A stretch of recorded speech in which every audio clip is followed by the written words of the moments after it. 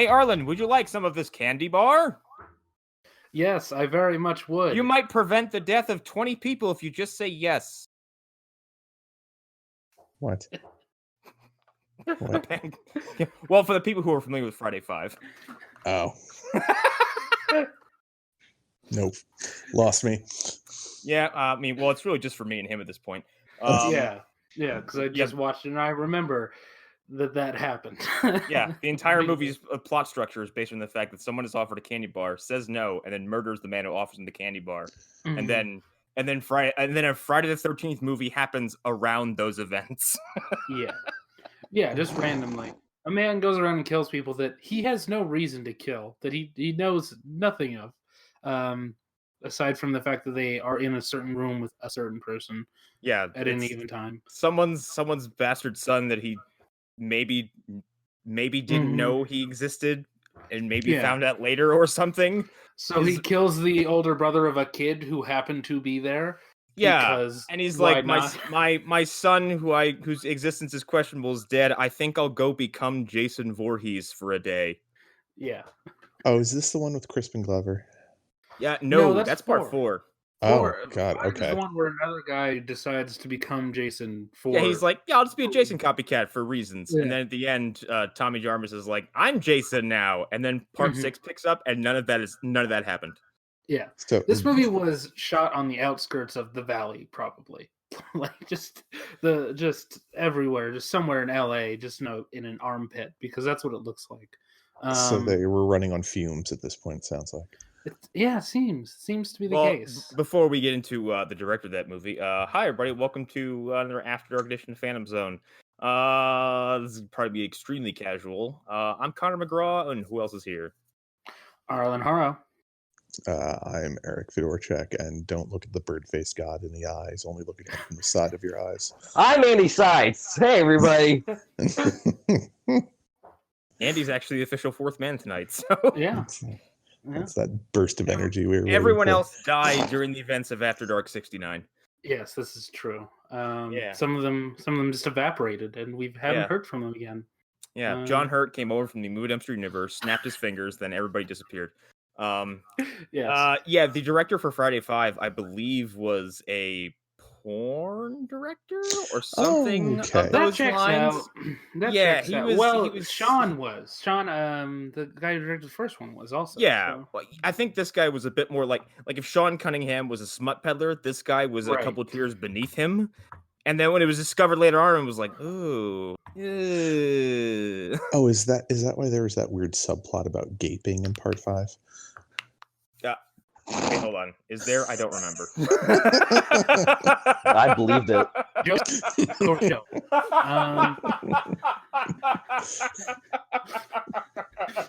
All the phones will ring, and you'll know it was me. The pregnant pause we all. Because I had to stop and go like, hold on, wait, did that actually happen? Yeah, by the way, you're right. Danny Steinman, director of hardcore porn such as High Rise. Oh my, lots of films under here. What's the plot of that movie? I don't know. Someone gets a boner that just keeps going up into space. Oh, so it's like when Guillermo del Toro saw the full-size Gundam in Japan. Connor, I think yours might be better than the actual story. Let's see. A young woman in New York City goes out looking for an apartment and finds herself getting caught up in a series of sexual adventures, culminating in a wild orgy. That sounds boring as fuck. This sounds like your Kick-Ass porn parody you found that I was just so fucking disappointed by.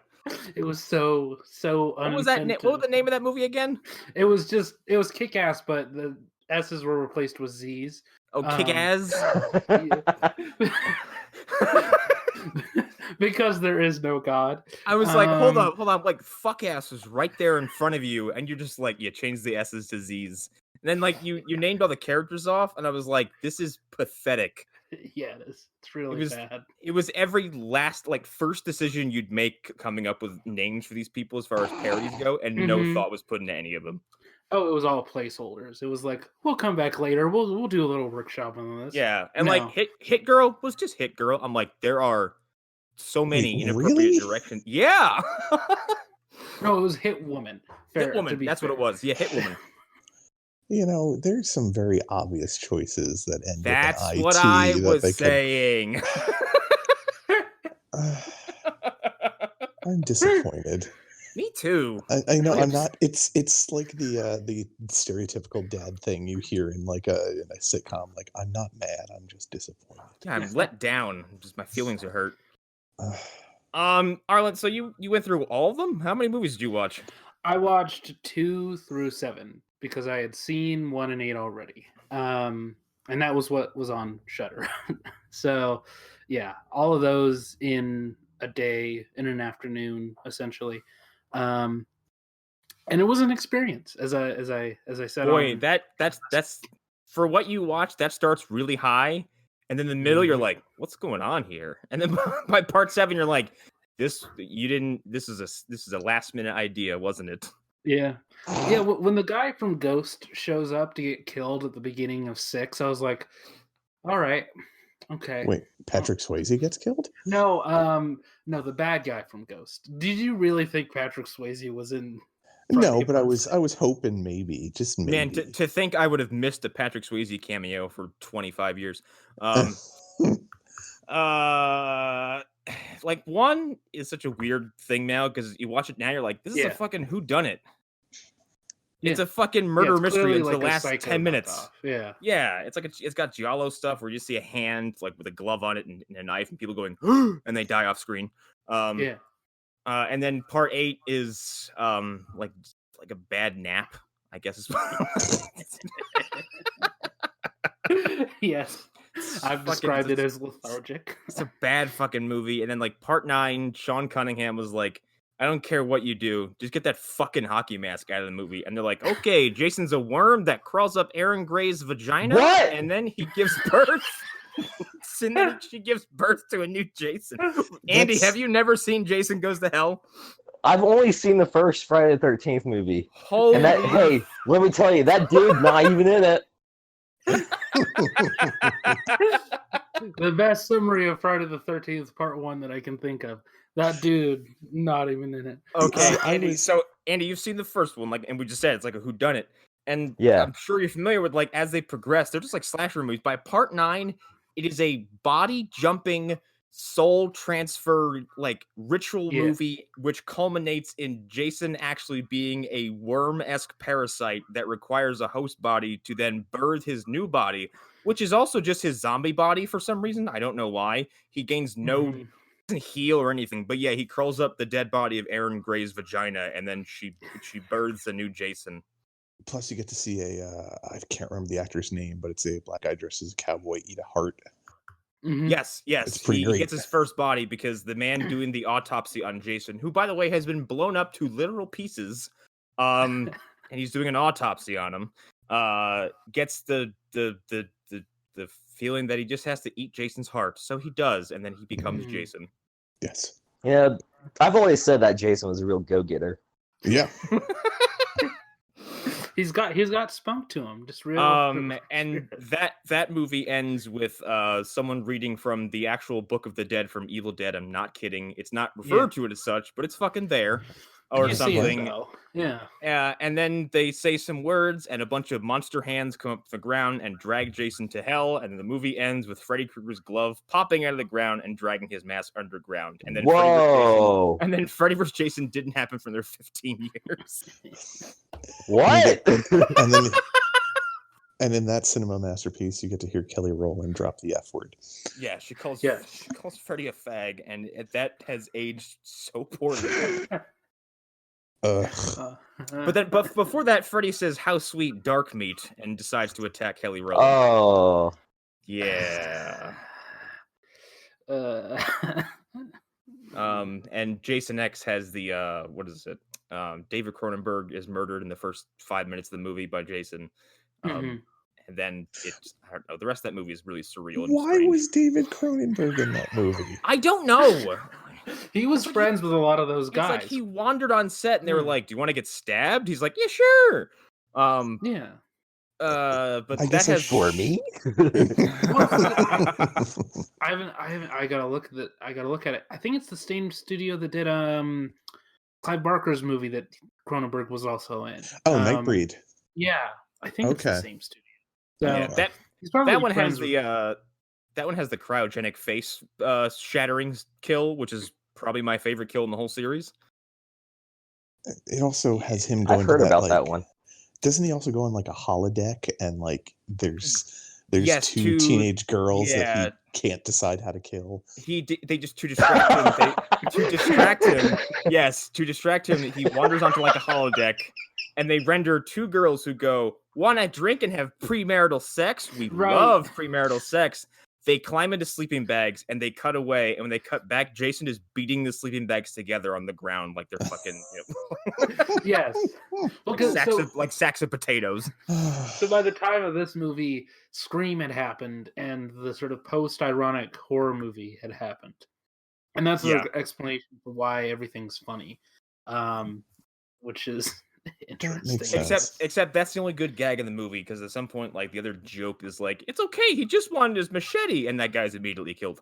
Yeah.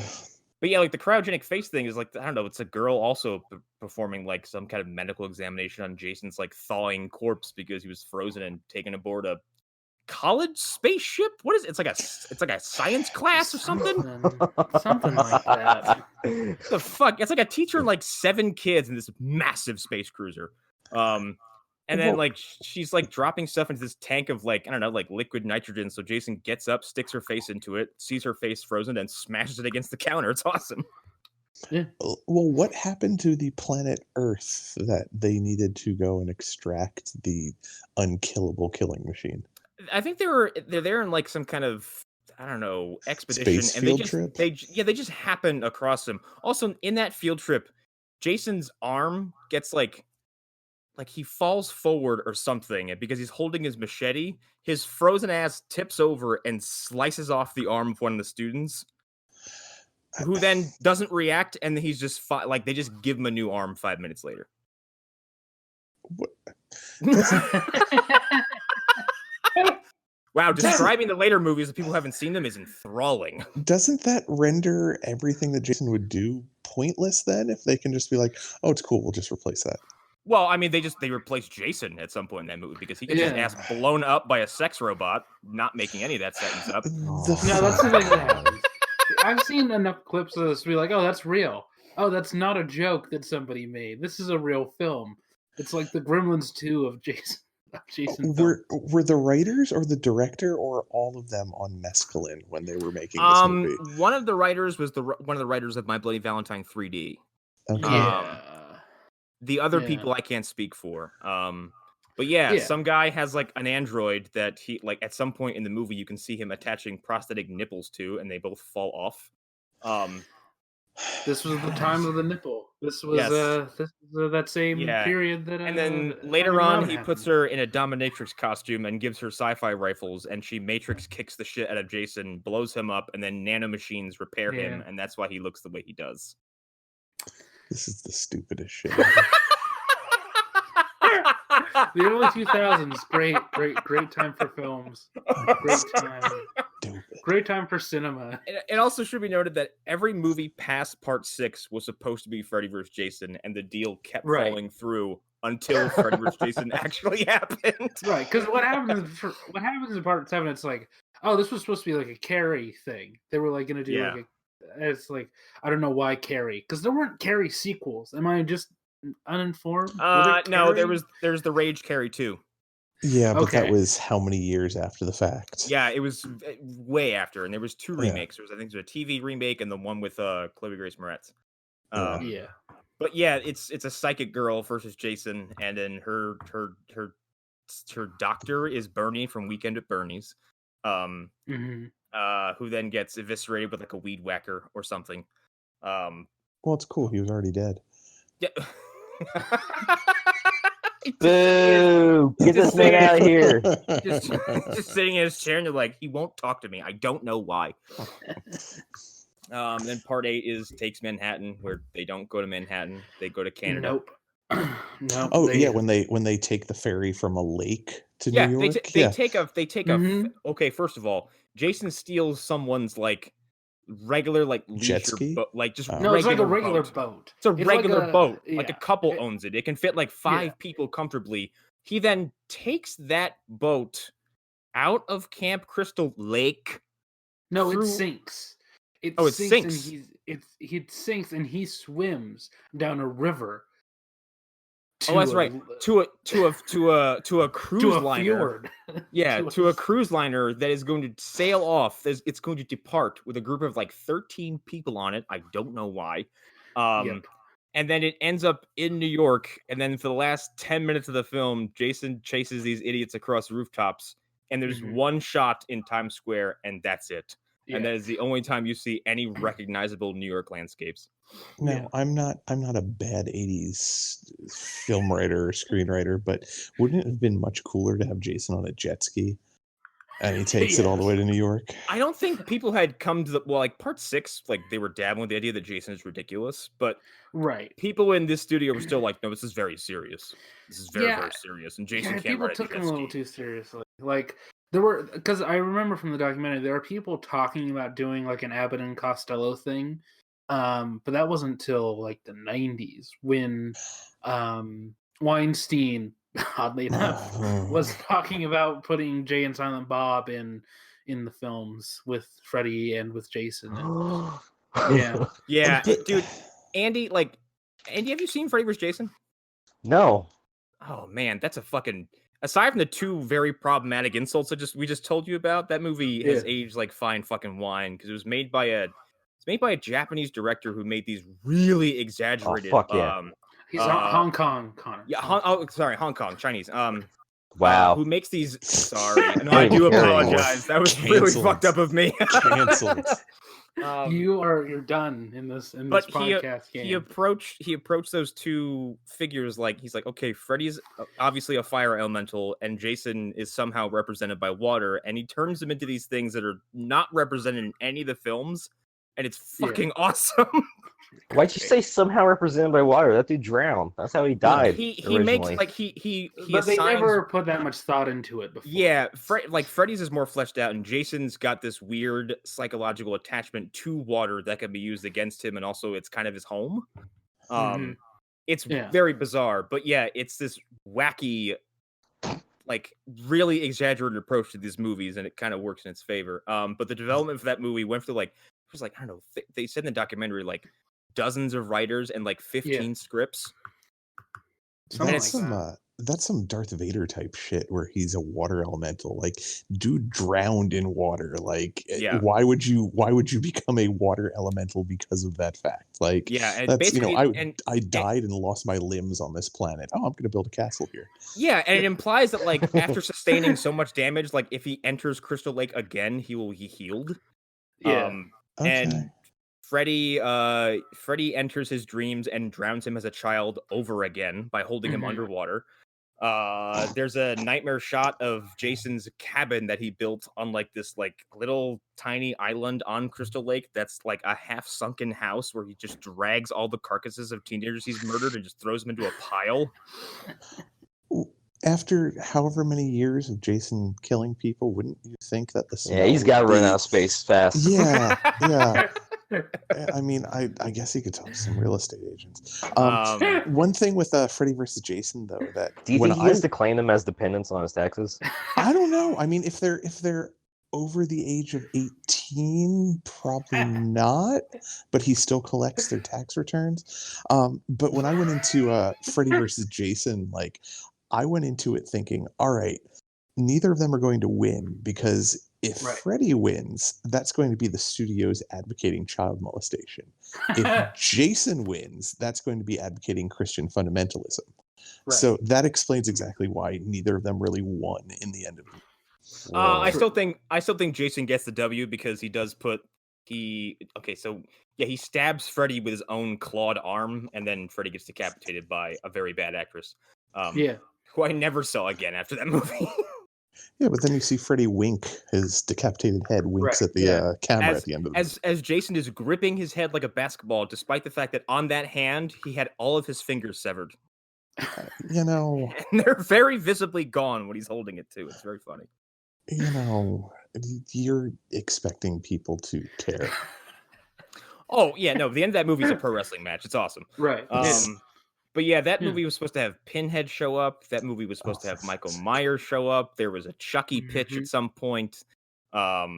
I think someone proposed that the movie ends with a boxing match with Michael Buffer as the announcer. There was one where it devolves into a court case. There, I like that one the most. That's the one that I wanted the most. Was the court case version where Freddy v. Jason? The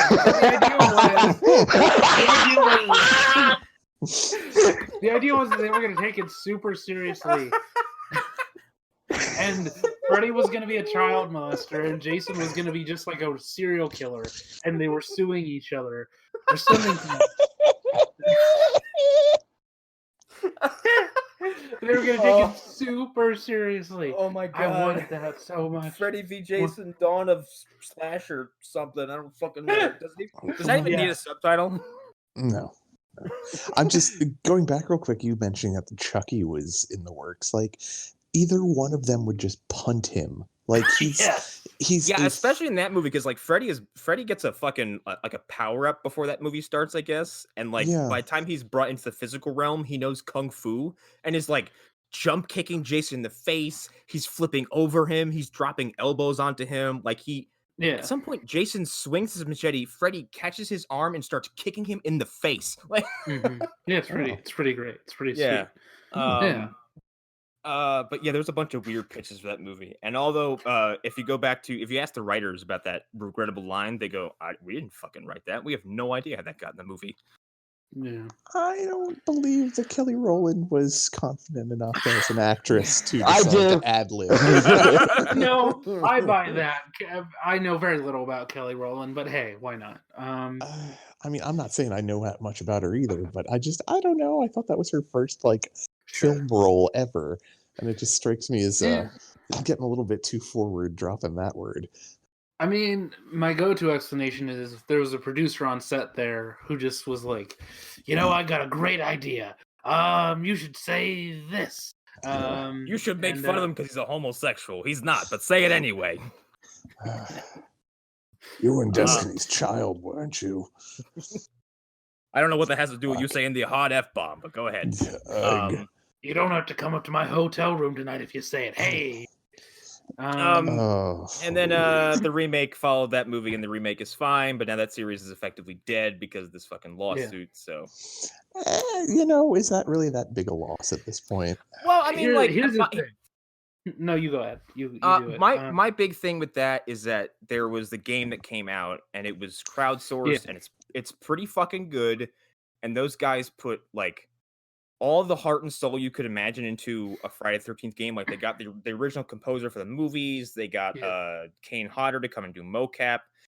They recreated all the the locations, the counselors, every Jason look is in that game. And then the lawsuit popped up, and they were like, "Okay, so because of this, any additional work that we can do on this is indefinitely suspended. So so the game is basically dead." And there was a massive roadmap of content, and I feel bad for those developers because they were really ambitious about this game, and this just halted it. I feel bad for the people who made the game, but I'm just saying the movie world, we don't need any more. Well, I mean, unless someone comes forward with a really interesting idea, right? Then, yeah, you're right. So my take is, I feel like it's long enough since those movies have been a thing that there are people who can make those movies and know exactly what the audience would actually want from these movies now.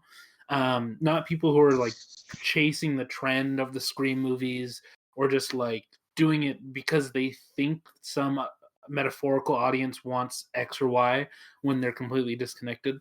I think there are people that would take this character and be like, yeah, Jason's insane. This is an insane franchise and a crazy character, and you can't just make these movies serious. You have to play them a little bit goofy. You have to do a little bit of tongue-in-cheek. And I think there are people out there that would realize that and make a movie that would be fun and bonkers. But I don't know if that movie will actually get made. So that's kind of why I like the characterization of Jason in Freddy vs. Jason, because Freddy uses the specter of his mom to manipulate him, and Jason is also gets power up and is 8 feet tall now.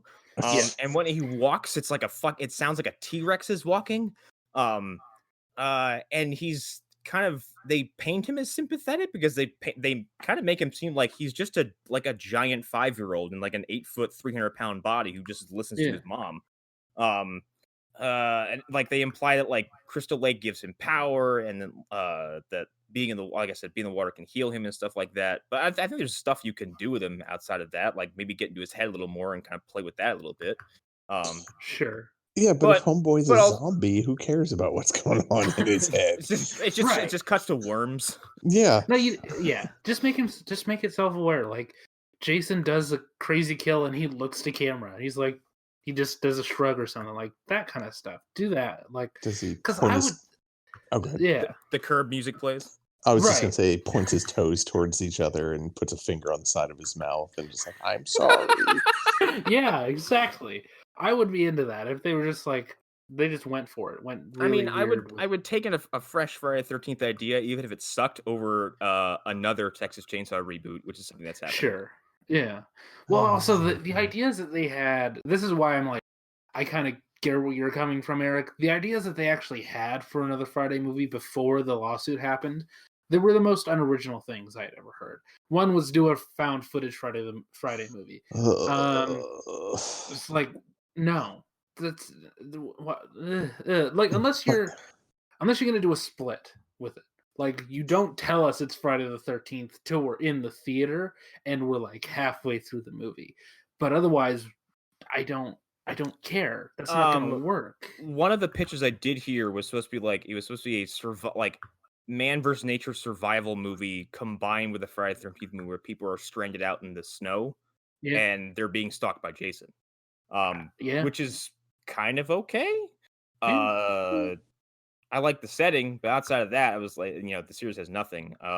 And for Nightmare on Elm Street, I don't think anyone's going to want to touch that for a long time after the fucking remake. So, well, also Robert might die before they do any sort of reboot, and so. He said he's done. He's not coming back for that.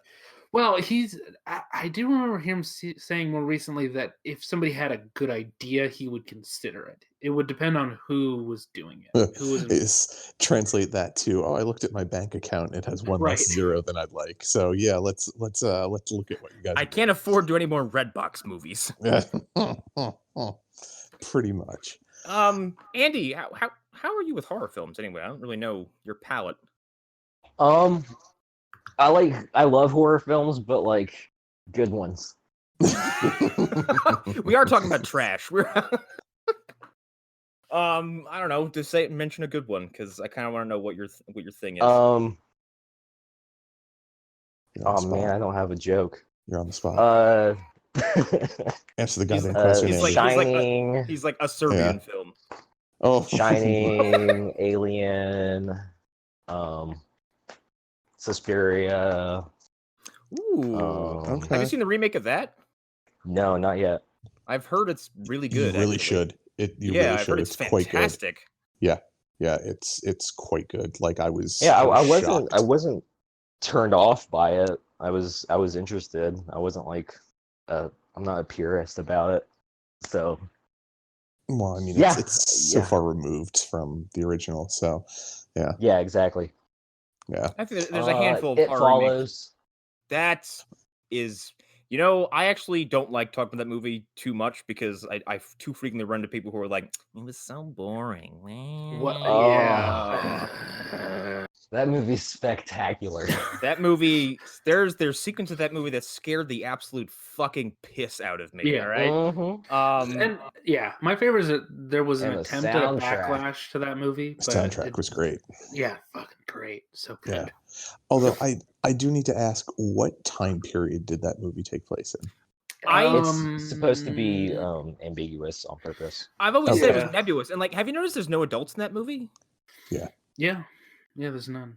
And the ones who do show up either, you not actually adults because they're just, they're stuff created by it, or it's I think that dude's mom who fucks him. Yeah. Yeah. Well, his mom and the visage of her dad. That's about as close as I assume that's her dad. It's somebody. But yeah, that's about as close as we get. I like that. When it appears in their house as that tall dude. I think I damn near fell over.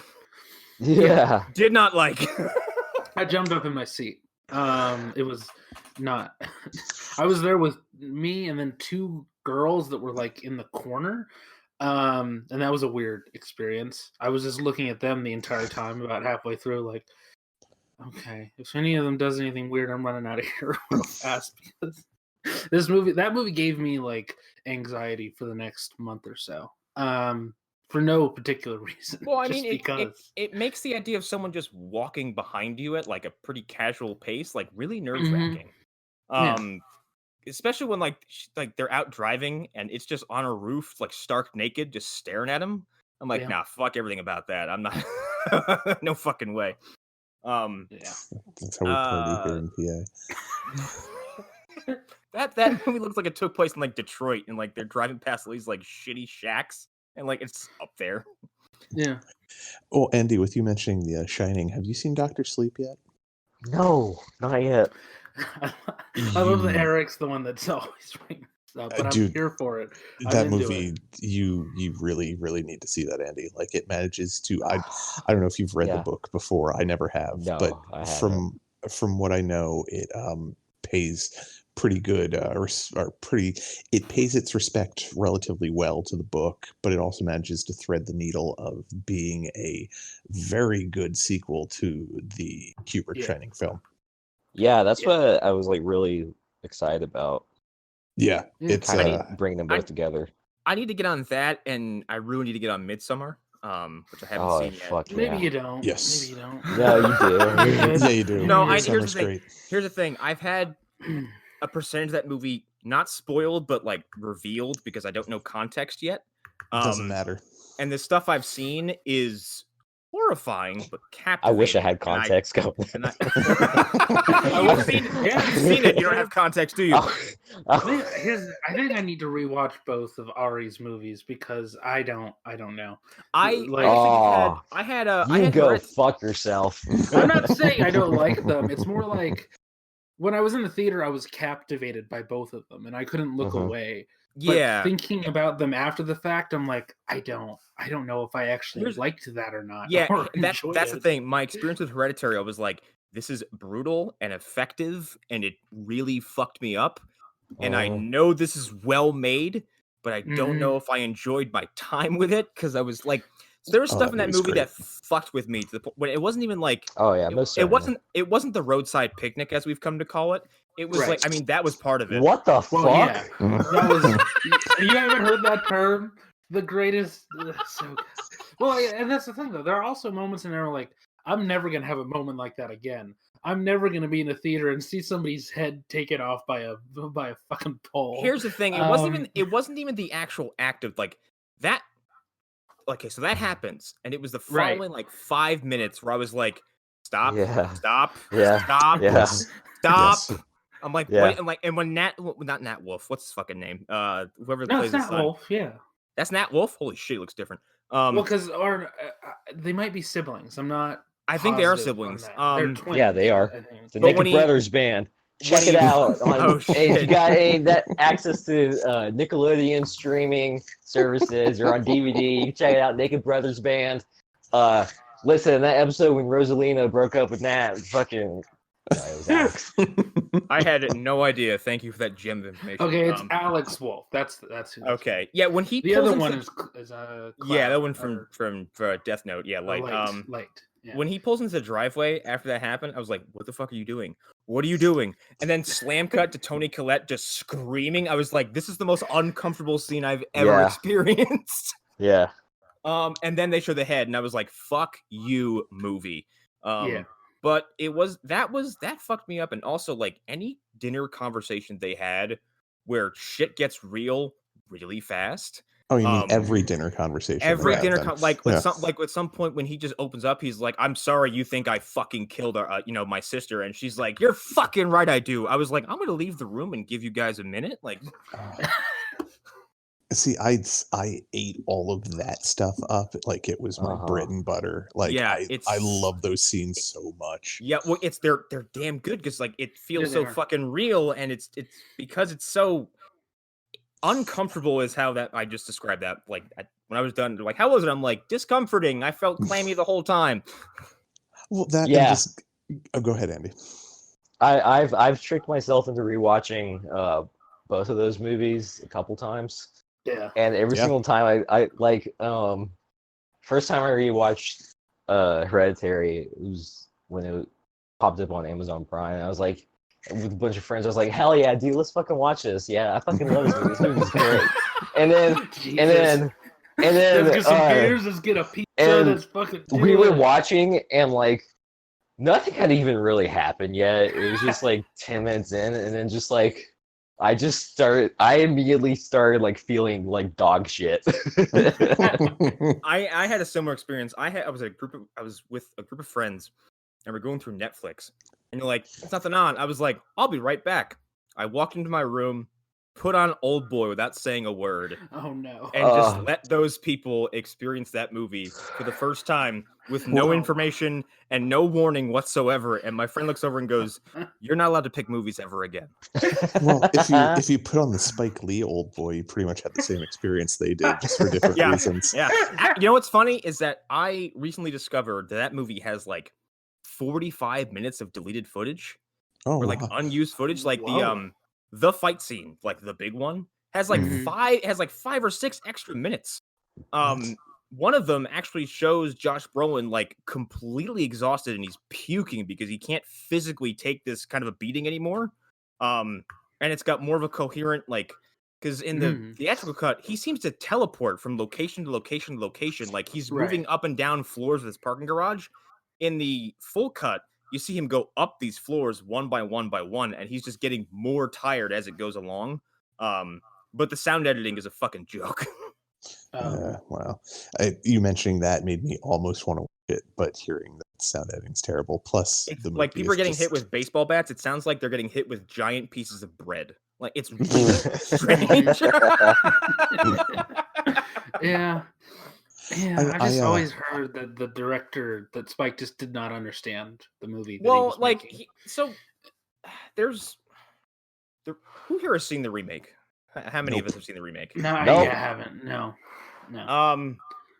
There's for some reason, maybe it's because of the original happened and like the experience has been had, so it's not going to affect anybody. But like when the moment comes, like that movie's big bite, I didn't feel anything. Yeah. Yeah. There's no like I was like, I don't know if it's just because this attempt is just toothless, or if I've kind of already experienced this level of like Wait, yeah. I don't know it. much. I don't know much about the do they go for the big twist of the original and remake? Yes. Yeah, but like it's for some reason the delivery is nowhere near as like stomach churning. Because I think in the original it's like they dance around it and no one ever comes out and says it. So you're left to sit there and go, wait a minute, are they? And then your brain does the work for you and you start to get a little sick. And I think the remake, they're like, she's your daughter. And he's like, no. Does he cut his tongue off like in the original version? I don't think he does. Oh, what the fuck? Yeah. Yeah. He also doesn't go in there and just get his ass kicked by like a henchman like he does in the original. He goes in there like a fucking like a bat out of hell and just gets thrown against wall after wall after wall. Well, and the bad guy is the South African dude in all of what's his fuck's movie? Yeah, it's Charlton Copley, and he's so not fun in that movie. Even though in District 9 he is amazing while dissolving the whole film. He should be the lead character. Like they messed up the casting. Like part of Old Boy's charm is the casting there. The guy who's the bad guy looks like the traditional hero dude. And the guy that you're following looks like the scummy, creepy dude. O'Day Sue looks like shit for 90% of the movie. Yeah, that's intentional. And like the moment that you cast Josh Brolin in that role, it's like, oh, you don't get it. You don't. There's no way you can make Josh Brolin look schlubby and unimpressive. It doesn't work. Even when he's like in the apartment room, like locked up for 15 years, with this fake bunch of like ridiculous hair and beard, I'm like, nah, it's just fucking Josh Brolin. He's amazing looking. Like, it's just a handsome man right there. That's all you're doing. It's just a different handsome flavor. Man with like 6 wives. Like he's a guy who in Inherent Vice, they couldn't make him look bad in Inherent Vice while he's sucking on a popsicle for a long period of time. Just really playing up the phallic imagery in that film. And has anyone seen the new Grudge yet? No. Yeah, I thought No that interest. It's one of those things where we talked about this somewhere else. I want to watch all of them because I want to know where it sets in the continuity. Because I've heard that it's a sequel to the American Grudge. I've also heard that it's a sequel to the Japanese Grudge. So I don't know which one, and my brain is like, well, you have to watch all of them so you can find out. You must know.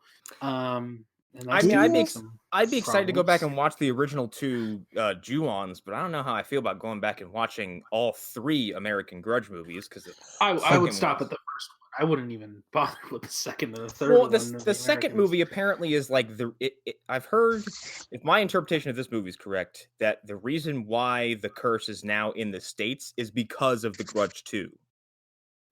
Okay, interesting. Because what I've heard is that one of the characters we meet is inserted into the Grudge 1. So I need to, again... What the fuck? You see them and they I think they bring back actors from the original Ju-on. That was my understanding, at least. This was based off of a review that I was listening to from somebody else's podcast. So I don't know, maybe they got it wrong, but... Yeah, so this is conflicting information. All I know is I've seen that one hilarious sequence where Lin Shaye is cutting her fingers off on the cutting board, and someone walks in and goes, "What did you do?" And she just casually turns around and starts sucking the blood off her fingers. Yeah. It's very amusing, despite the fact this is be horrific, and that 2-minute stretch has some of the most hilarious acting I've seen in a long time. Speaking of horrific movies, there's one in particular I would like to talk about. So everybody, close your eyes. Pray tell, what would that be, Andy? I want to set the scene. All right. So, all right, cuts from black, rises up. Oh, what's that? Vertical cell phone footage. Who's that in frame? Oh, wait, is that? Oh, it is Superman. What the fuck is wrong with his lip? Justice League. How long have you been waiting, son of a bitch? Full disclosure, I egged him on to do that. I was like, hey, if you come on, let's turn the back half into a Justice League shit session. Yeah, so it starts out incredibly rough. Just from the get-go, I just had a bad taste in my mouth. All right. Yeah, that upper lip. I like what they were trying to accomplish there. It's lovely, but it's just, I don't know, just fucking starting a big movie with vertical cell phone footage is just rubbed me really the wrong way. And fucking Henry Cavill's lip. I've said this before in the movie theater. I was so hyped going in, but then that shot just made me go, oh no, out loud. It's like every time I go back and visit the movie, at least that scene, because I do it frequently. I like to torture myself. Oh yeah, I'm a dude. Here's the thing: movie dumpsters harden my skin to the point where I can go back and I can sit through Justice League and Batman vs Superman back to back and feel nothing.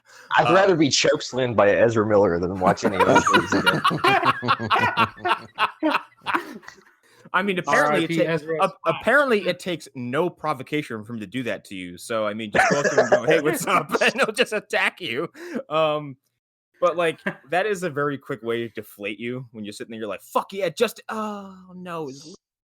But that's not even, that's before anything interesting has even happened. Right. I know. That is the worst possible way to open your film. My favorite sequence in that intro that I kind of like and kind of dislike is someone pointed out to me that when Joss Whedon's name pops up in the credits, it shows that guy with the newspaper. It says, I tried. And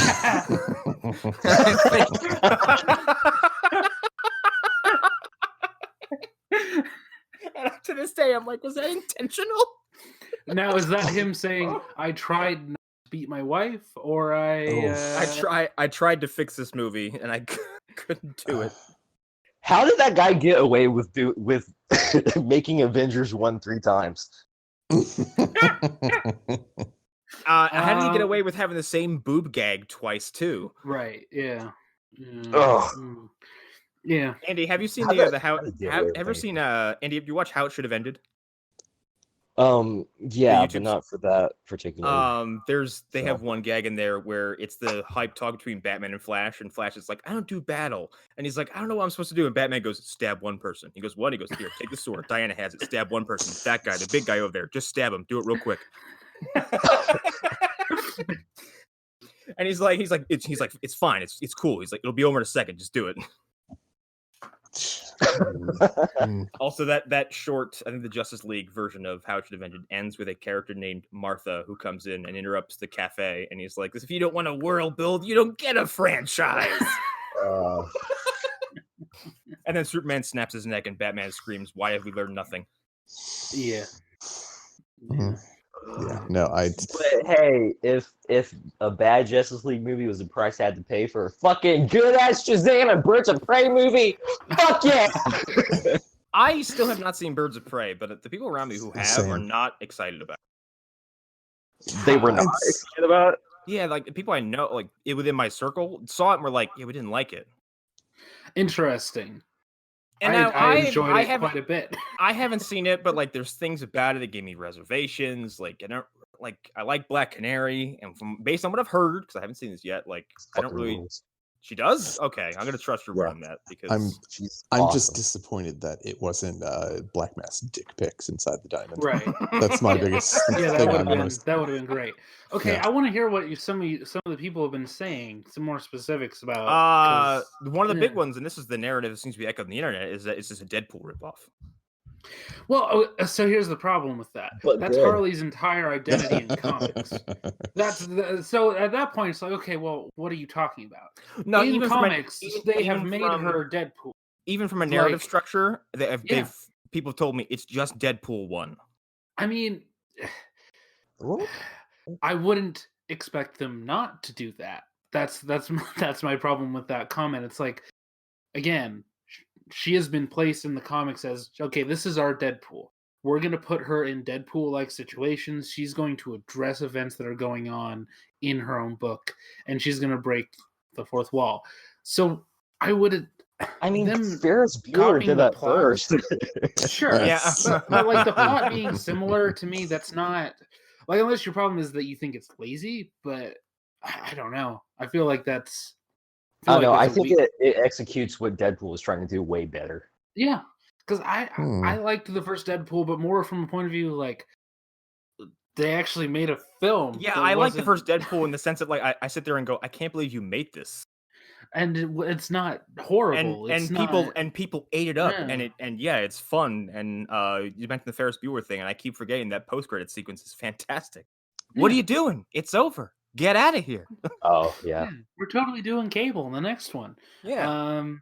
Yeah, but like, I don't know. Yeah, actually, back what you said, Andy. If the price of we have to pay for a bad Justice League movie is Shazam, you said Birds of Prey, Aquaman, I would say. Aquaman, Crisis on Infinite Earths, then yeah, all right, fuck Justice League. Yeah. Yeah. Yeah. Yeah. I Also, mean, speaking yeah. of Ezra Miller, ouch, Crisis just happened. Yeah. it's a Hey, real hey, up and you down. guys want to know something really funny? Didn't affect the chances of the Flash movie getting made one bit.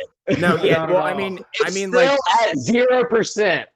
yeah. No, when Muschietti said that he was interested, it went up like 1%, maybe 0.5% of possibility. But now I don't know. At I'm this not point, so like, sure. at this point, I'm kind of. I want one so badly. I want one so badly, mostly because I'm still married to the rumors of Matthew McConaughey as Eobard Thawne. That is the Whoa! funniest, great, right? Are you not stupid excited about that idea? God damn it! I mean, There's even photoshops of him in the suit out there you can look up. But like with the TV show now approaching season 7, I'm like, you know what? I can live without a fucking movie.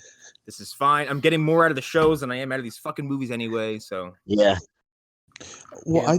I'd just like to know what exactly Ezra Miller was on when he decided to do this to this young woman. Because I mean, I saw think the he was video on as well. acid, honestly. The whole thing is I don't like know. the thing is like you can't.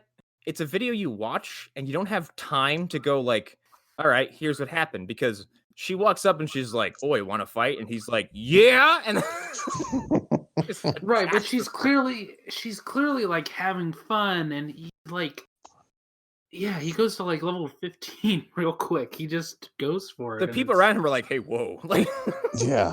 yeah, it's he was on something hard. I feel like he was I in don't know. Amsterdam, wasn't he? Yeah, Yeah. Yeah. Yeah. Well, but that's the thing. Like Amsterdam, from what I know, it's not like oh, would you like this black tar heroin? It's Yeah. it's just like weed and like mushrooms in some It's places. just people screaming from stands, hard drugs.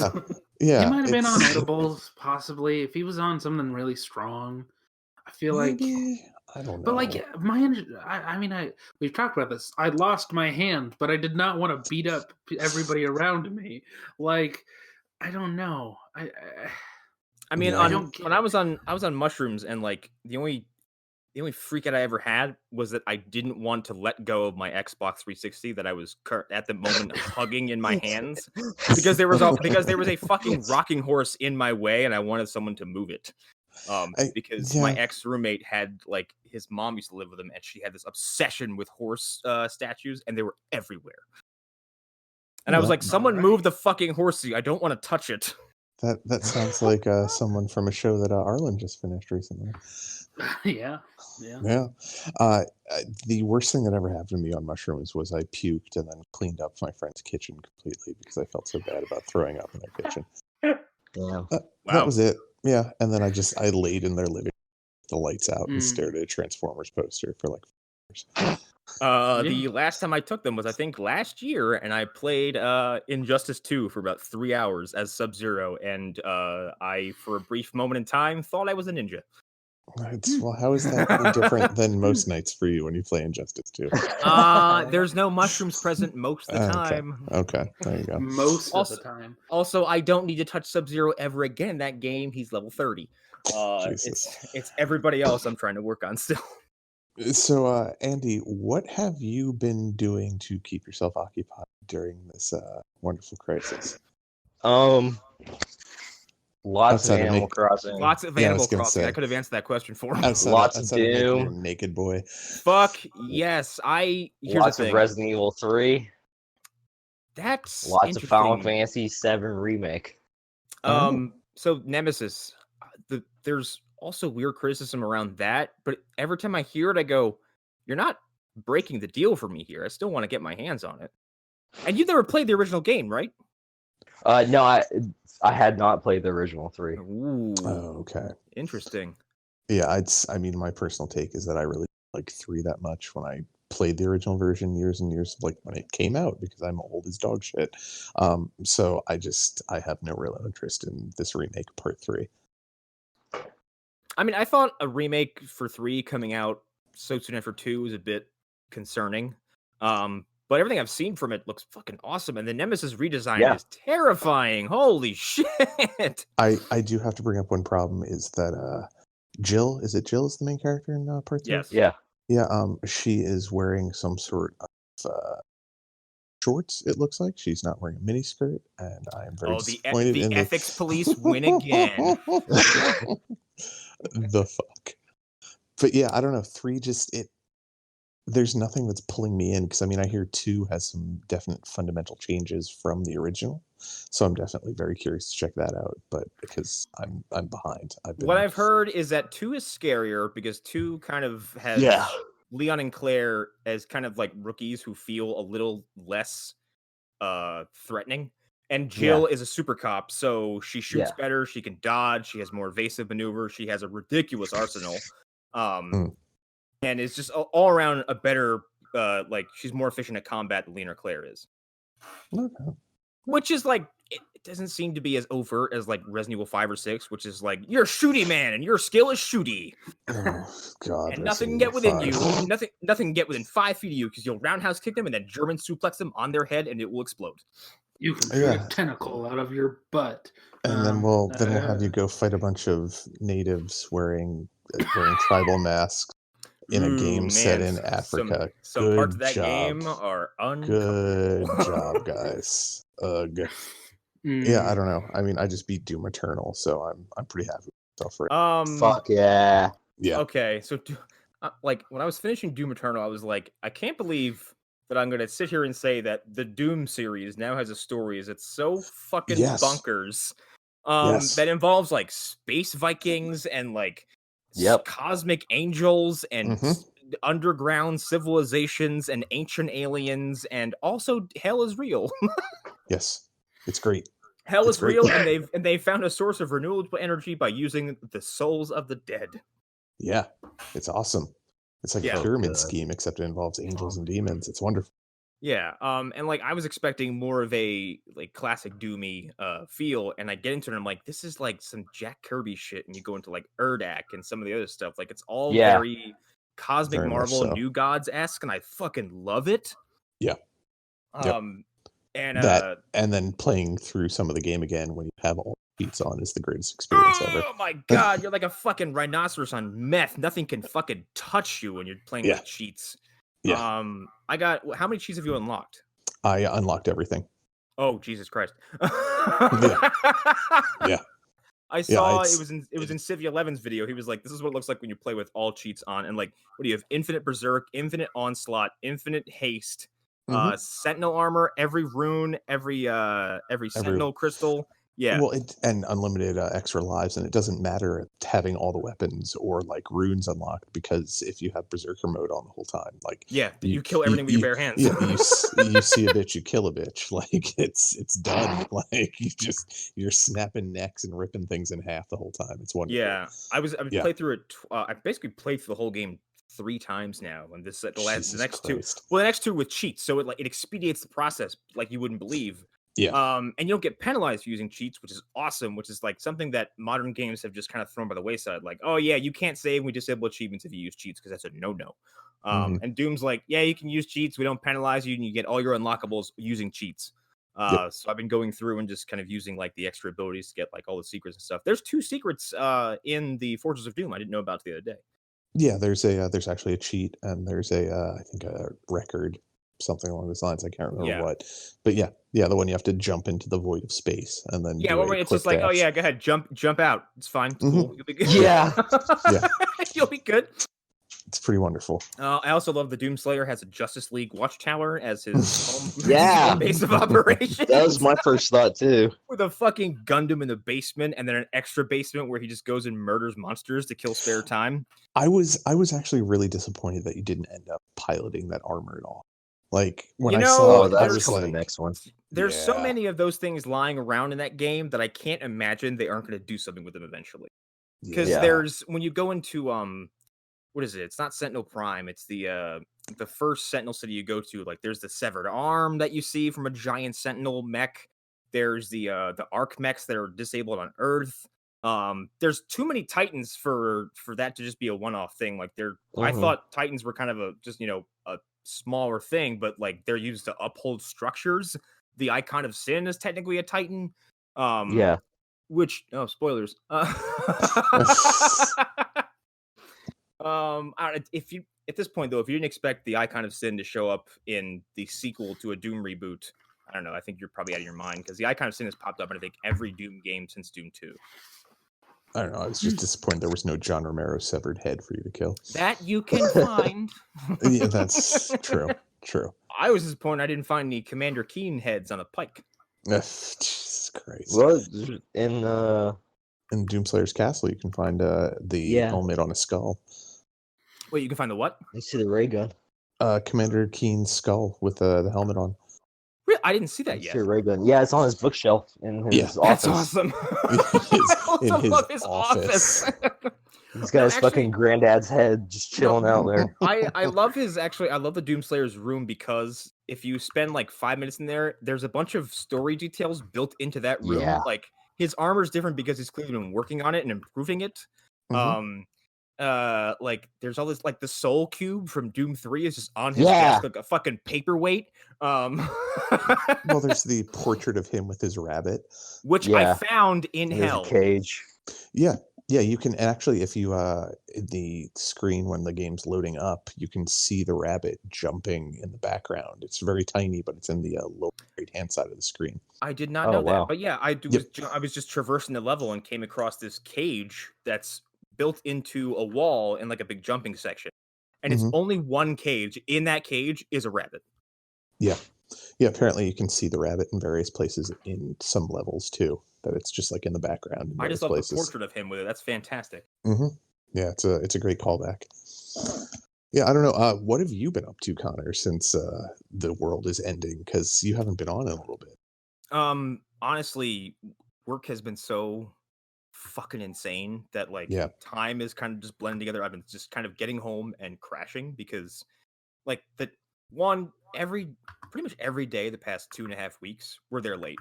Every day we're staying after late because something is keeping us there.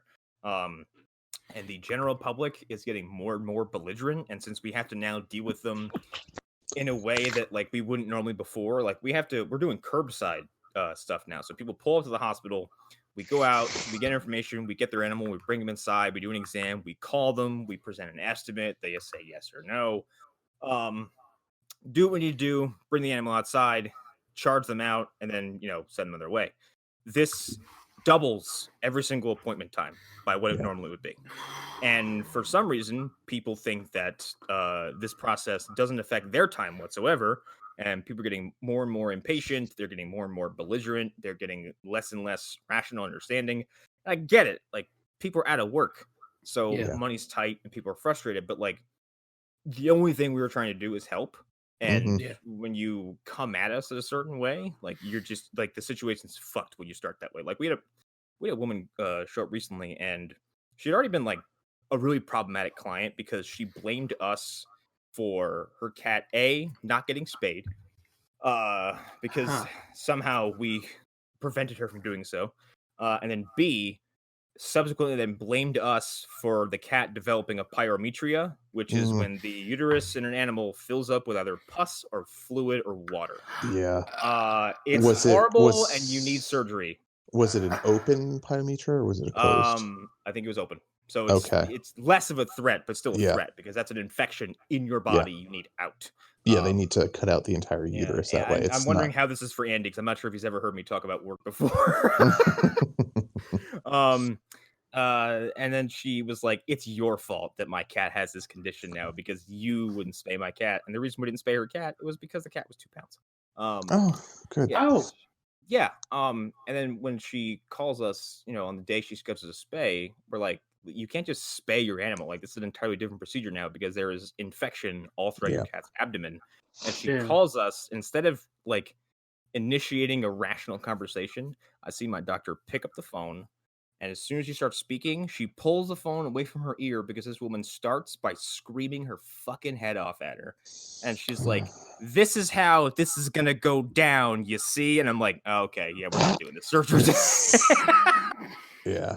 Yeah, that's our Saint Bernard had a pyometra, and like when we found out about it, we're like, oh fuck, this is completely our fault. We should have gotten her spayed. But like then we're like, all right, do whatever you need to do. Like it ended up being like a $2,000 surgery. Well, it was our Saint Bernard too, and it's surgery time. It's involvement. It's risk. It's battling infection because it's before and afterwards. Like you're gonna have to do like antibiotic injections during, afterwards. You gotta flush the abdomen because God knows what's in there. And while you're flushing the abdomen, you have to use like suction and all this other garbage, and then you have to pour like saline into the open incision and get all that shit out of there. It's long, it's ugly, it's smelly. God, it fucking stinks. And for some reason, people in this field love to get that thing out and then sitting on a table, they go, "Cut it open." I'm like, "No, don't cut it up. Not me in the fucking room. Get out of here." Yikes. That's people in this. And here's the thing. When I say people, it's girls. I don't know what it is about girls in this field, but they love popping shit, draining shit, cutting shit open, smelling it. I'm like, what's wrong with all of you? Are you the people who got Dr. Pimple Popper made? That's what I was going to say. There's an entire show of a woman who was doing that. I fucking hate it. Ugh. I'm pretty sure the entire audience of that shit women. Yeah, For the it horrifies for me. a large percentage. But like in between, like getting up, going to work, and coming home, it's just been like Movie Dumpster, Doom Eternal, and I picked Spider-Man back up again. I want to restart Red Dead 2 because I left off at such a point where it's like I don't remember half of what the fuck I was doing. Yeah. I started a Mad Max run where I wasn't going to get any of the specific upgrades and keep Max at Right. like a bare bones, so it's just rely on like Mhm. combat and driving skill. And Yeah. I recently had the itch to try video editing again, but my computer's approaching its twilight years, so I can't really do it too much. Oh, what a great time to have that happen. I know.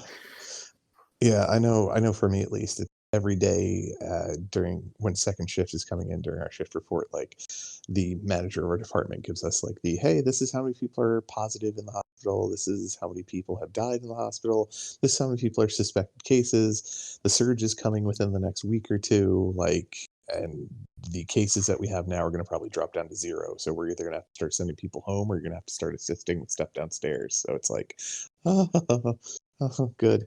Great. I get to go down into the thick of it if things start happening. Yeah, That's and wonderful. we and I'm not gonna name names or anything, but we had a person who worked with us who, like, I get that there's a moderate amount of concern that you're supposed to have during this kind of situation, but Mhm. when you're essentially like Salem witch trialing another employee because they had a coughing fit, like Right. by getting a pile of dust in their throat, like you're not Yeah. helping anybody. Yeah. And so we've Yeah. had one person who's been really problematic in that department. Like if someone sneezes around her, she goes upstairs and says, like, I feel unsafe. Well, then go the fuck home, and the rest of us can do our jobs. Right. That's not a current symptom. Here's the thing. This person is a magnet for drama, and for some reason is always calling out because like she invites tornadoes of drama into her life and then expects people to feel sorry for her. So it's that kind of person. But like they've been gone for like 3 weeks, came back for a few days, and are now going to leave again indefinitely until we can figure out what the hell to do with her. So sounds like a good time, man. Oh yeah, everyone else in the building's on the same page, and now that one person is has been removed, I think it's going to go a lot smoother. Because like the other thing is, as unsafe as you may feel, whatever anxiety you have, please don't openly discuss your opinions and how we're cleaning this place in front of clients. Like you're asking to, 1, get us fired, 2, invite powers beyond us to come in and really lay a hammer down on us when we didn't deserve it. Because trust me, we're cleaning the fuck out of that building. 3, if you're just gonna be a problem starter, then get the fuck out and go work somewhere else. Yeah, that's logical answers, but no.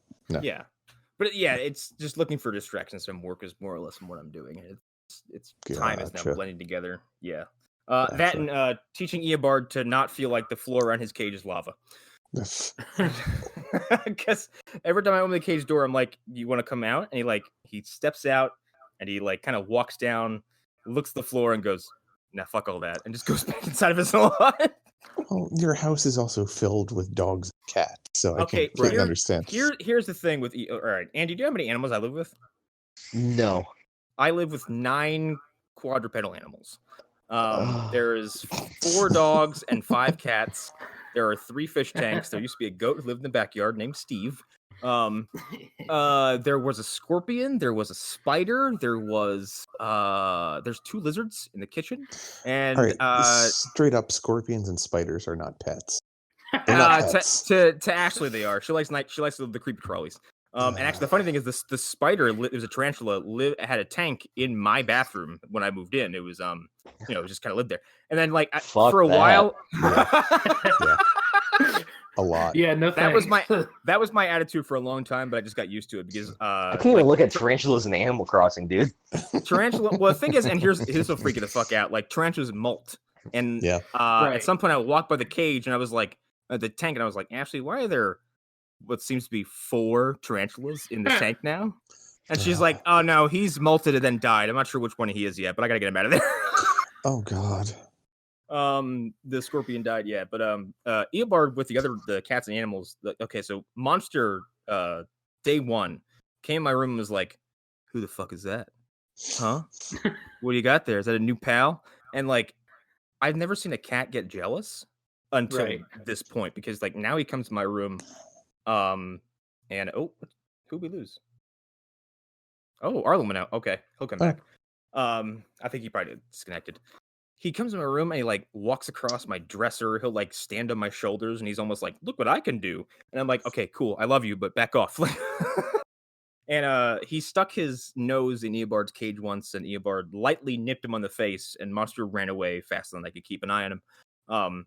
And recently, Havoc came in, and can anybody hear me? Yeah. Oh, Yeah. okay, just make sure.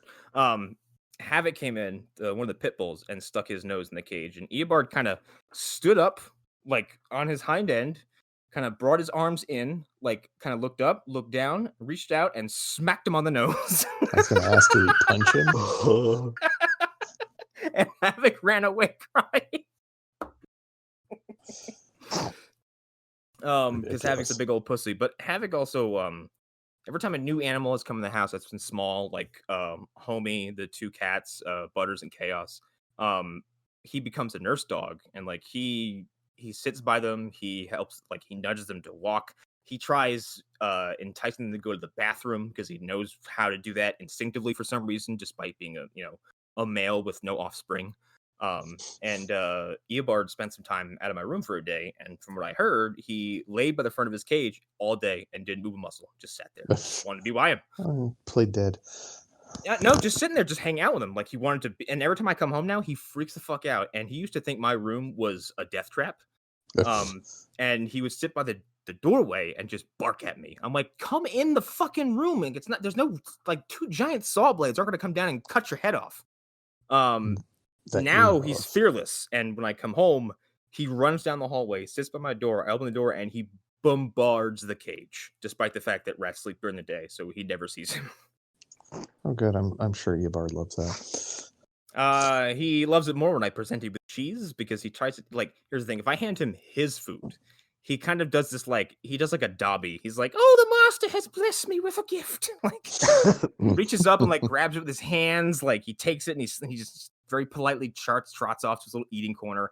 If I offer him anything like cheese or anything salty or something like that, there's no hands, it's fucking teeth. And he reaches out like a fucking bear trap, like grabs his shit and runs off. I'm back. Sounds about right. Yeah, he's definitely my rat by that little indication. Yes. And so what? He's gonna live off of Christmas cookies for like 6 months after. Oh God, no! I hear the thing. The rat now eats better than I do, because I was looking the other day. I was like, "Do you have fat rolls?" Well, and I was like, "You're getting." I'm like, "You're getting carrots and peas from now on." For the rat to eat better than you, it wouldn't take that much of a stretch based on what you told us about your diet. Oh God, no! My diet sucks. Yeah. But no, he eats better than when I got him. I made it a point. I'm like, you are like, because of how I got him, because of the whole Sally thing. He's like top priority over my own health. So if I see him suffering, I get like super into it. Like there's that one night I stayed up until like 4 a.m. So I thought he was sick. But turns out he just needed a fucking nap, and I was so worried I wouldn't let him sleep. But they get upper respiratory infections if you don't if they have the wrong kind of bedding, if there's too much if there's too much urine in the bedding and stuff like that they have. So like he had this red discharge from his eyes, and it freaked me the fuck out. And he was like lethargic, it just looked dumpy, and I was considering bringing him into work, which I don't even know what would happen. I think we put him on antibiotics. But yeah, by the next day, we got new bedding for him, and he was fine, jumping all over the place. I wake up the next morning, or like the next night, he is on his exercise wheel, climbing the walls of his cage, ripping things apart. I'm like, "Oh, you're good. I was the one who was freaking the fuck out." Yep, sounds about right. Yeah, it sounds exactly right when you have a new animal in life. I don't know. Was there anything that you wanted to touch on? You haven't really brought up much of what you've been up to recently.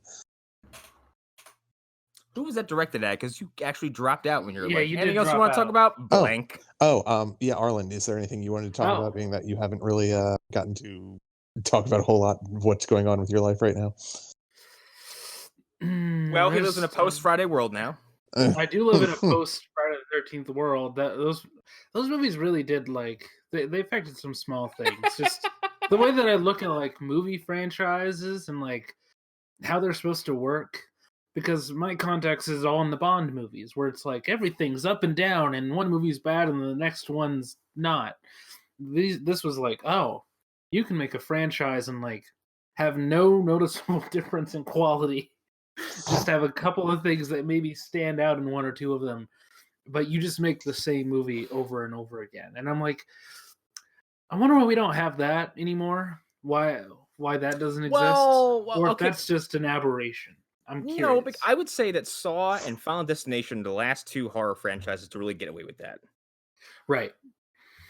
Yeah, Well, and I also think that's because you don't have porn directors directing well-known franchises. Sure. And also, like, there are very few series even where you can have the same people working on each and every single movie. Like, it doesn't really happen now.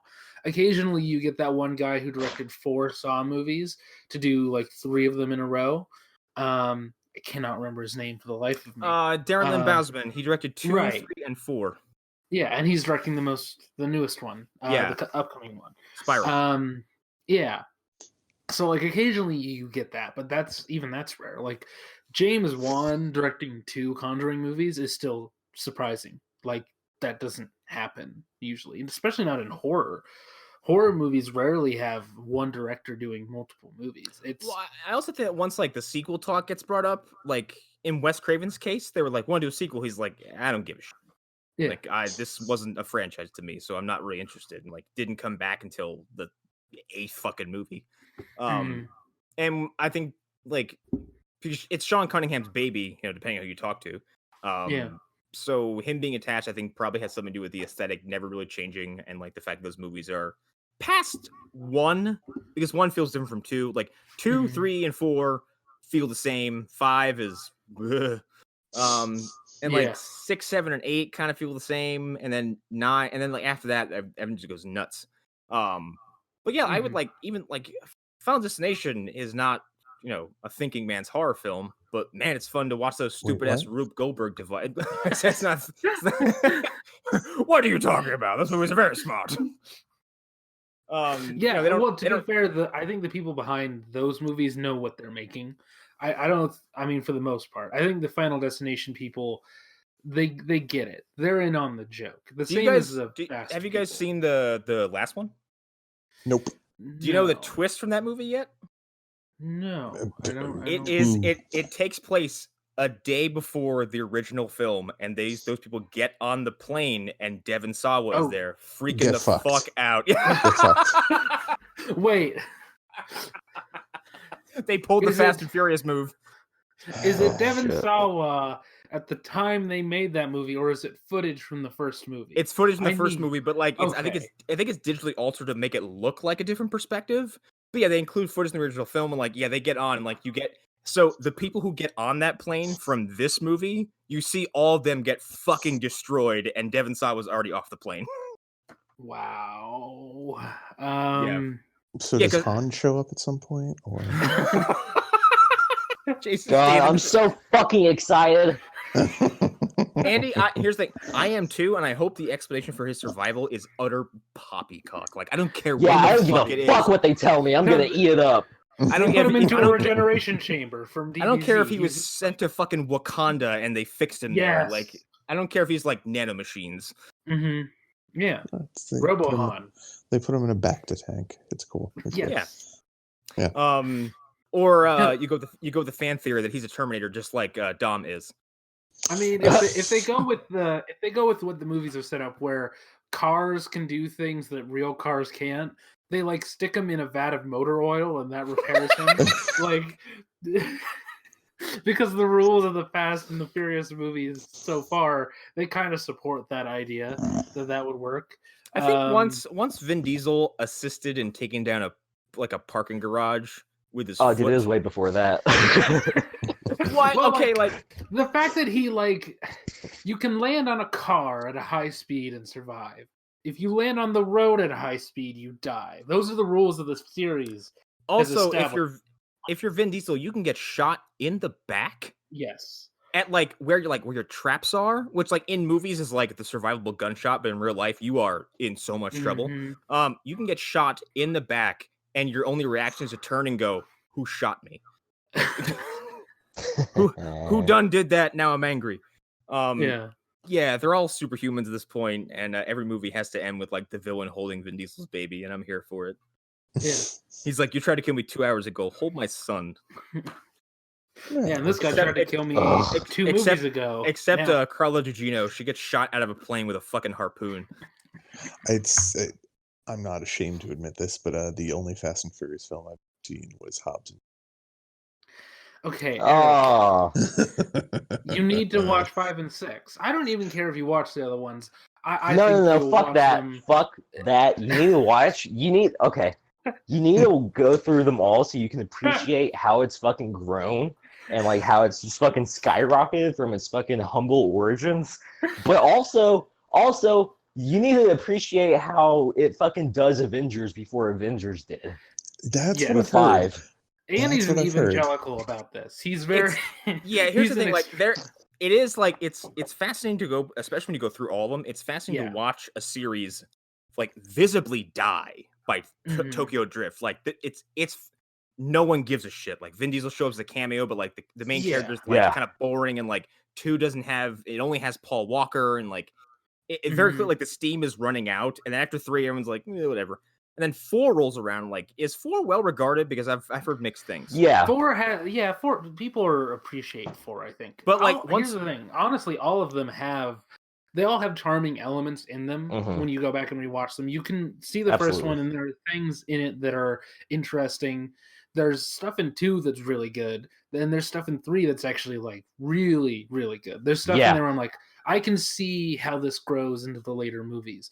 But 4 is the one where I think people started to like turn around and be like, okay, maybe there's something more. I think I was getting at like where they start as car movies. They start as movies for car enthusiasts, and then by part 4, they're like, "Now these are movies for people who want to see like these are essentially superheroes. They like they're fucking superpowered criminals who all have like 9 extra lives, who can survive utterly insane things, and it just escalates from there, and the series is inexplicably gets better as it goes along for some reason." So you're telling me they're not still stealing VCRs by the time the 5th movie pops up? No, Vin Diesel is stealing entire bank vaults and driving down the street, using it as a wrecking ball and taking out enemy vehicles with it. Okay. Him and Vin Diesel. To say that him and Vin Diesel, or Vin Diesel and The Rock, to say that they almost fuck in Fast 5 and Fast 6, that's not an understatement. They're one step away from it. If everybody else was not in the room, they would. That's my headcanon. Is that one of the ones where there's that really goofy picture of them that they're on very uneven like heights? Yes. Yes. That's 6. Where like 1 second Vin Diesel is like 50 feet tall. Yes, that's fast. I feel like I've absorbed most of these movies through cultural osmosis. Like, so many people I know have seen them, and you guys have talked about them quite a bit. So I'm just like, all right, I have a general idea of what's going on. So well, that and like the Paul Walker send off is also a meme to death, just despite the fact that it revolves around a real passing. And Vin Diesel coming out later and going like, "It's the most emotional sequence in cinema history." Did he compare it to The Godfather or something? He like did. That? No. And I mean, props to them for only feeling the urge to digitally bring back a dead man once, because it actually called for it. And there was like, I guess, was there enough footage to like kind of keep him in the movie? Because I've never seen that one. Well, they also had his. Wait, you haven't seen Fast 7? Or... I haven't seen Fast 7. I haven't seen Fast 7 yet. Not okay. You should see anyway. Fast 7. Yeah, you should see it just because of the technical like prowess there. You can see like, oh, some of this is going to be used in the Avengers here real quick. Some of this is going to be used in Rogue One to debatable value. But you can see it all there. But the fact that they were able to do it mostly with Walker's brother, he was a big part of that. Yeah. Because when you look at them, they are actually eerily similar. So their job wasn't that hard. And I think a big part of it, from my understanding, is that it's more about yeah. And actually, I've heard them. Like, I've heard actually being. I've able heard to Marvel recreate the people at person. Marvel like Kevin Feige talk about they have hours of reference material for their actors, and the one they don't have reference material for because they don't need it is Paul Rudd, because Kevin Feige's like, he doesn't age, so we don't have to really touch his face. And he was like, I'm dead serious. Like he's like, we have hours for other people. He's like, for some reason, Paul Rudd looks the same as he did 20 years ago. Yes, he does. Andy, speaking of Paul Walker, I thought you might be interested to know that for Movie Dumpster, we watched Paul Walker's first movie, Monster in the Closet, and then we watched Tam and the T-Rex with him and Denise Richards. So we've kind of we're covering a weird part of his filmography on that podcast. When I saw this, cause I've seen this scene at the end where he says goodbye, like my first reaction was like, that's really impressive and very sweet. And then fast forward to Rogue One, I was like, that's a fucking ghost.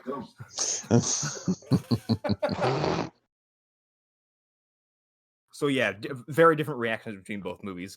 I think because the longer the Tarkin thing went, I was like, ah! Yeah, well, they had to bring back the movie Life Force for a little bit there, so. Someone, one of my roommate's family members heard I was doing a movie, like a movie podcast. He went into his basement. My computer just freaked out there for a second. He handed me a copy of Life Force and goes, "Here you go. You should watch this." Yes. Yes, you should. Yeah, you should watch Life Force just because that's a fucking bonkers ass movie. Yes. Yes. Sex vampires. Vampires. Well, it's not just that they're space vampires, but like they're also like ghosts kind of, and they the main vampire queen thing in that movie, like there's so much going on in that film. Patrick Stewart gets a sexy time in it too. Yeah, he does. He really does. Yeah. Who was that? Was Toby Hooper, wasn't it? Yeah, it's Toby Hooper. I've been, for some reason, the pronunciation of Tobe Hooper is like incepting itself into my brain, so I always have to be like, oh, I'm sorry, Tobe. That's what he said. No, that's what, and then he disappeared. Tobe Hooper, that's appalling, and it makes my skin crawl. I hate it. Yeah, it's terrible. It's terrible. Let's Hi, I'm Tobe Maguire. All right, I guess Arlen doesn't have any audio. We could probably wrap in a minute or two if his thing is spazzing out. Yeah, probably a good call. So it's 8:45. We're 8:45 where I am, so I can't imagine what time it is for you guys. Yeah, it's almost midnight. Blech. Yeah. Well, I mean, I'd still actually have a work schedule, much like you do. So it's. Yeah, I'm in the middle of my weekend, so I'll be up for. Besides, this is me and Eobard's social, time, because he's waking up right around nowish. Yeah, he's a little man. Looking right at him. Arlen, Hello? are you back? Yes. Yeah. All right. Okay. Yeah. I lost all of you. We should probably wrap up, since it sounds like your computer is starting to reject all of our voices. Mm-hmm. Something like that. Yeah. Something's going on. Yeah. I had all my Bluetooth devices just like fail at once a minute ago. So yeah. Job's calling. It's the synchronicity. Goblins. Yeah. Yes. Yeah. Oh, you mean bootleggers? How dare you? Or we have a guess. Who was it on that show? Who was like? Was it Lou? Was like, oh yeah, that's Mexicans. We're not discussing this here. Yeah. I think that's the show. We're recording a crossover with Slasher Pod tomorrow from Woodhamster. We're watching House and House 2. And I think we're recording House tomorrow and House 2 next week. The Being is out, and that movie fucking sucks. You should hear us talk about it. It's got Martin Landau, and that's about it. When are you guys going to watch Extra? I don't know, but the next one we're doing for like our regular schedule is John Carpenter's Vampires, and I'm so fucking excited. Except that James Woods is now extremely canceled and problematic, so that's gonna be interesting. And then the Baldwin in there also. Andy. Nuh-uh. There's nothing wrong with How dare you offend? Well, we're watching it to pages continue like our that. we're watching it to continue our Daniel Baldwin gag, where he in every film we've seen him in, he is fucking terrible to a woman in that movie. And Mhm. in John Carpenter's Vampires, he spends most of his screen time backhanding Laura Palmer from Yeah. Twin Peaks and yelling Yeah. at her. So it's no different than him in real life, I'm imagining. Yeah, it's no different from when we saw him in Yesterday's Target or Mhm. that movie he did with the guy from Quantum Leap. Yeah, he's usually sweaty, angry, and yelling at a. Oh, like when I saw him outside the Save-A-Lot in town recently. Did you really? No. If you had, though, I would believe it. Yeah. But Arlen? yeah, that's all my plugs. I don't have anything else. Yeah. So Lost Sorrow Pod, about every week, give or take. We are tomorrow. I'm going to be editing it tomorrow morning. Licensed to Pod. That's the official name that we went with for the James Bond podcast, where we're going to be going movie by movie, talking about all of them. We got one in the bank, so look forward to that. Should be coming out around the same time as I release this. So yeah, that and other episodes. If anybody wants to be a guest, anybody listening wants to be a guest, please let us know if there's a Bond movie that you really need to talk about. Lou has already laid claim to the movie about a Korean man turning himself white. So yeah, yeah, look forward to that. What about the one where James Bond puts on yellow face? Oh, that's coming up very soon. That's next up. That's episode 2. You Only Live Twice, a classic Bond film. So yeah, look forward to that. Yeah, that's it, I think. I am Eric Fedorchak. You can find me at Eric_Fedor on Instagram. There's pictures of dogs and cats and food and comics. As I said, the episodes haven't really been updating it much because just anxiety and the fear of everything going on exactly right now. Outside of that, I'm floating around the Phantom Zone. It's come join, do things, have fun, talk to people, or don't. You live your life. You deal with things how you have to deal with them. Yeah, that's about it. Stop impulse buying things and over hoarding. Just buy what you need. You'll be good. I promise. I promise. Or you won't, and then I'll come for you with my Lord Humongous mask and my spiked football pads. Just walk away. just walk away. We recently did a podcast on that one too. Yeah. So, Andy, I guess it's you now. Yo, hit me up on all social medias at Andy Sitz 117. Do impulse buy, because then you'll have a big box of like 40 full-size Crunch bars show up at your door, or a model kit, a model kit of a hurdy-gurdy that sounds like shit. But you know it sounds like shit before you buy it. That's why you buy it, because it sounds like shit and it's funny. There you go. Addendum: just buy pretzels, because pretzels can double as wood. As we get deeper into the apocalypse that we are approaching, you can also trade it as food during the road days when people are sold as sex slaves. Or babies. As Chris Evans let us know, they taste best. Bye.